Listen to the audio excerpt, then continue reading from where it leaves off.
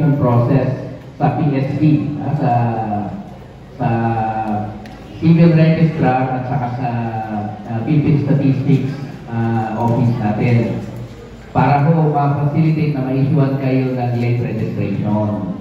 Kung hindi pa kayo nag-100, para at least by the time na mag-100 kayo, mayroon na kayong birth certificate proof na pwede kayong bigyan. Kung hindi naman pumunta kayo sa MSSD ng BARM.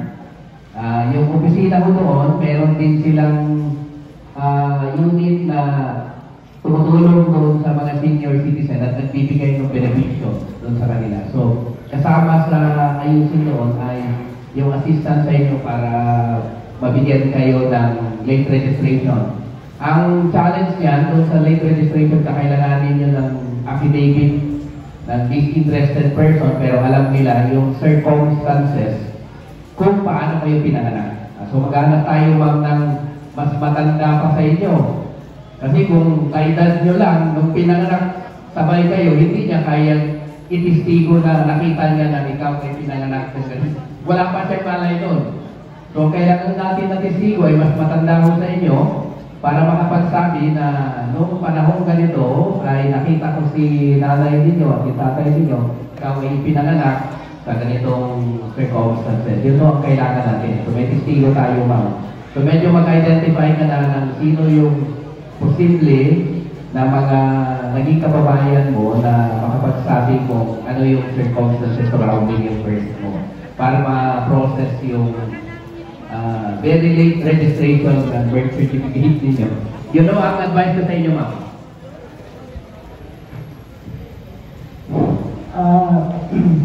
Salamat attorney.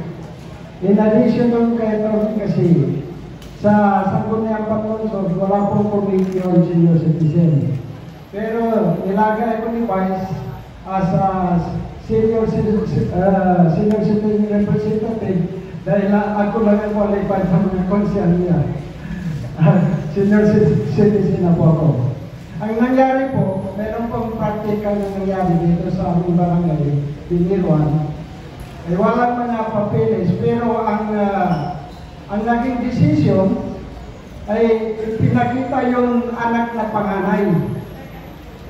So, doon tinignan yung birth certificate ng panganay at umabot siya ng 70 years old. Ibig sabihin, nang pag-asawa yung senior citizen ng 30 years, umabot na siya ng 100 years based on the panganay na anak. So, naka-appeal po yun. Doon po ang ebidensya kung makita yung panganay ninyo anak dahil doon natin mabase kung ikaw talaga ay maging 100 years na. Pero sa ngayon, meron namang batas na 80 years old, magka-adjust na, tapos 90 years old, another. So, meron po batas na ganyan lang. Pero hindi ko masyado ma-memorize. Pero bilang representative ng mga senior citizen, ay pwede po tayong magkatulong, magkatulong. Thank you so much.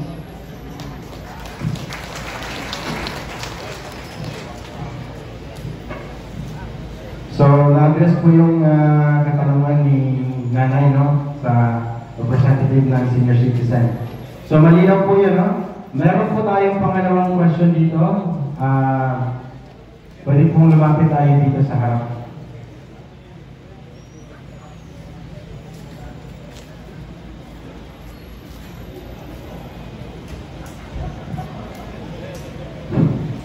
Ngayon po ay isinagawa niyo yung pangalawang round po ng kumustahan sa mga... Lahat ay local na program ng SIA Party for Cotabato City at napagkasunduan ng mga councilors, mga barangay officials natin at saka si Vice Mayor na umikot sa mga barangay para may pagkakataon na mapag-usapan yung mga issues sa barangay, marinig nila at yung bagong sistema ng eleksyon sa BARM, ma-advance na yung information sa mga kababayan natin para mas handa sila pagdating ng eleksyon sa Mayo sa 2020. Ang medyo bumabalik-balik na issue ay yung baha sa Cotabato City. So yun siguro, kailangan medyo serious yung approach ko dahil infrastructure yun eh. So kailangan natin tingnan maigi. Merong study yung JICA na tinulungan kong ma-facilitate na para sa Greater Cotabato at kasama doon sa mga findings nila at recommendations nila ay ayusin kaagad yung drainage system ng city. Na-identify na doon sa study saan yung mga areas na putol yung drainage, hindi nagdudugtong, saan yung critical areas na kailangan maayos na, at ano yung dapat na pagkasunod-sunod ng mga business. So yun siguro, pwedeng balikan yon nila Vice Mayor, yung mga kasama niya sa city government para matingnan na yung recommendation ng study na yun at yung ginawa nila. Attorney, marami po ang nagtatanong, knowing po, yun na nga, nag-iikot po kayo sa mga barangay ng Cotabato City and marami po nagsasabi it is an early campaign daw po ng SIA Party, yung pag-iikot po sa barangay. In the part of the SIA Party po as the president po ng Cotabato City chapter, what would be your explanation? Hindi pa naman. Yung campaign technically starts pag-file ng certificate of candidacy.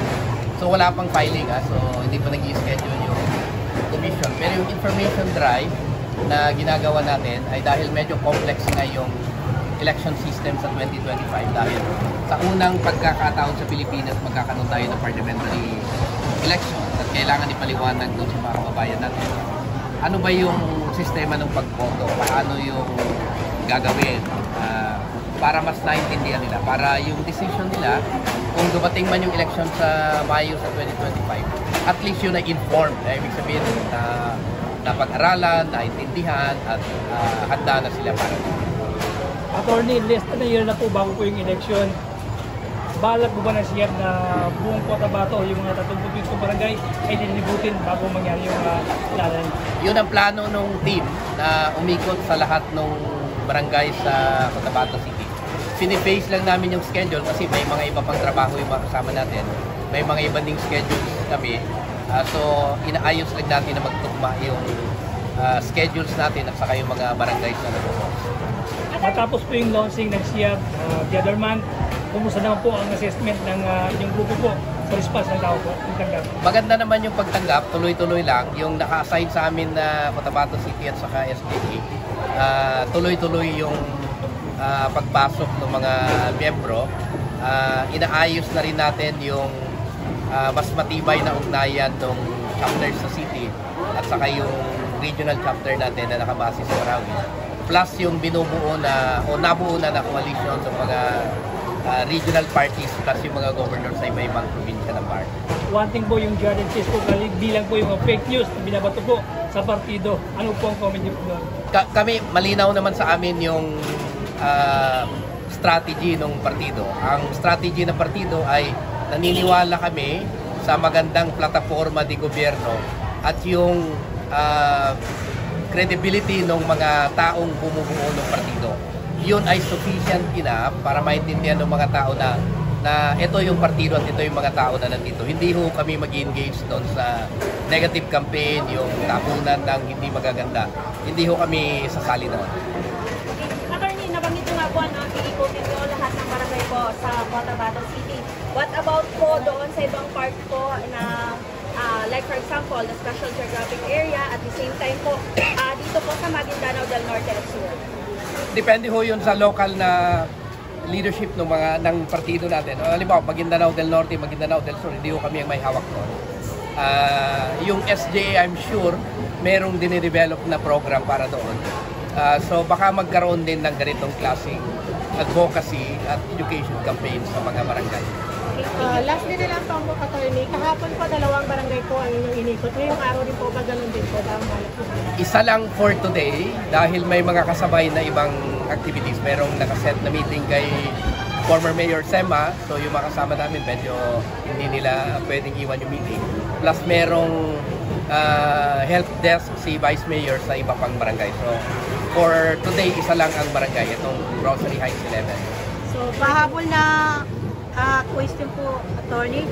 Ano po yung reaction doon sa senior citizen na mag 100 years na po wala pa siyang birth certificate? In-advise na ho natin siya na pumunta siya sa opisina either sa office ng senior citizen sa City Hall o kaya sa MSSD sa BARM para matulungan siya na maka-avail ng registration late registration para sa birth certificate. So, imparting word po sa ating mga SIAP na yun.